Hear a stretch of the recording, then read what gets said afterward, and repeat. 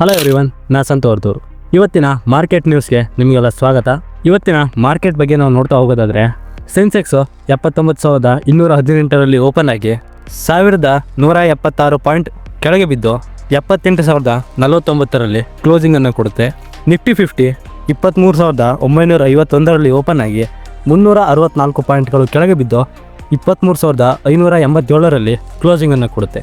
ಇವತ್ತು ಇಡೀ ಸ್ಟಾಕ್ ಮಾರ್ಕೆಟೇ ಒಂದು ರೀತಿ ಕೆಂಪು ಆಗಿಬಿಟ್ಟಿತ್ತು. ಇವತ್ತಿನ ಟಾಪ್ ಗೈನರ್ಸ್ ಯಾರು ಅಂತ ನಾವು ನೋಡ್ತಾ ಹೋಗೋದಾದರೆ, ಮೊದಲನೇದಾಗಿ ಜನರಲ್ ಇನ್ಶೂರೆನ್ಸು 13.23% ಗೈನ್ ಆಯಿತು. ಬ್ಯಾಂಕ್ ಆಫ್ ಮಹೇಂದ್ರ 3.13% ಮೇಲೆ ಇಳಿತು. ನ್ಯೂ ಇಂಡಿಯಾ ಅಶೂರು 4.33% ಮೇಲೆ ಇಳಿತು. ಭಾರತ್ ಡೈನಾಮಿಕ್ಸ್ 2.48% ಮೇಲೆ ಇಳಿತು.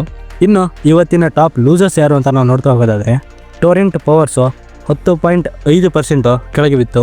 ಮೆಜೆಕಾನ್ ಡಾಕು 6.28% ಕೆಳಗೆ ಬಿತ್ತು. ಸುಂದರ್ರಾಮ್ ಫಿನ್ನು 5.66% ಕೆಳಗೆ ಬಿತ್ತು. ಫೆಲ್ಟ್ ಆ್ಯಂಡ್ ಕೆಮಿಕಲ್ಲು 5.51% ಕೆಳಗೆ ಬಿತ್ತು. ಇನ್ನು ಇವತ್ತು ಮುಖ್ಯವಾಗಿ 2 IPOಗಳು ಬಂದು, ಒಂದು ಸ್ಟೆನರೋಸ್, ಇದು ಫಾರ್ಮಾ ಸೆಕ್ಟರ್ನಲ್ಲಿ ಕೆಲಸ ಮಾಡುತ್ತೆ.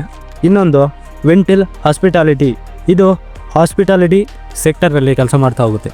ಇನ್ನು ಇವತ್ತು ಡಾಲರ್ ಮುಂದೆ ರೂಪಾಯಿ ಕೆಳಗೆ ಬಿತ್ತು. ಸುಮಾರು 85 ರೂಪಾಯಿಗೆ ಇವತ್ತಿನ ಭಾರತೀಯ ರೂಪಾಯಿ ಮೌಲ್ಯ ನಿಂತಿದೆ.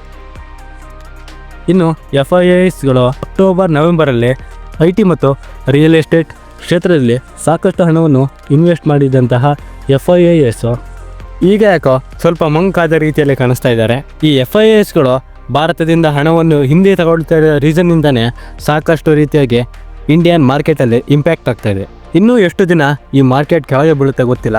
ಆದರೆ ಇದರಲ್ಲಿ ಲಾಂಗ್ ಟರ್ಮ್ ಇನ್ವೆಸ್ಟರ್ಸ್ಗೆ ಯಾವುದೇ ಹಾನಿ ಉಂಟಾಗಲ್ಲ. ನಾನು ಬೇಗ ಸ್ಟಾಕ್ ಮಾರ್ಕೆಟಲ್ಲಿ ದುಡ್ಡು ಮಾಡಬೇಕು ಅಂತ ಬಂದಿರೋರಿಗೆ ಮಾತ್ರ ರಿಸ್ಕ್ನಲ್ಲಿ ಸಿಕ್ಕಾಕೊಳ್ತಾರೆ. ಬಿಟ್ಟರೆ ಲಾಂಗ್ ಟರ್ಮ್ ಗೋಲ್ ಇಟ್ಕೊಂಡವರು ಯಾವುದೇ ರೀತಿಯಾದಂಥ ರಿಸ್ಕ್ಗೆ ಈ ಸಿಚುವೇಷನ್ನಲ್ಲಿ ಹೋಗಲ್ಲ. ಇನ್ನೊಂದು ವಿಚಾರ ಏನಂದರೆ, ಇವತ್ತು ಈ ರೀತಿ ಮಾರ್ಕೆಟ್ ಇದ್ದಂಥ ಸಿಚುವೇಷನ್ನಲ್ಲಿ ಮಾರ್ಕೆಟ್ಗೆ ಎಂಟ್ರಿ ಆಗೋದಕ್ಕೆ ಒಂದು ಒಳ್ಳೆ ಆಪರ್ಚುನಿಟಿನಿ. ಇದಾಗಿತ್ತು ಸ್ನೇಹಿತರೆ ನನ್ನ ವಿಡಿಯೋ. ಮುಂದಿನ ವಿಡಿಯೋದಲ್ಲಿ ಸಿಗ್ತೀನಿ. ಅಲ್ಲಿವರೆಗೂ ನಮಸ್ಕಾರ.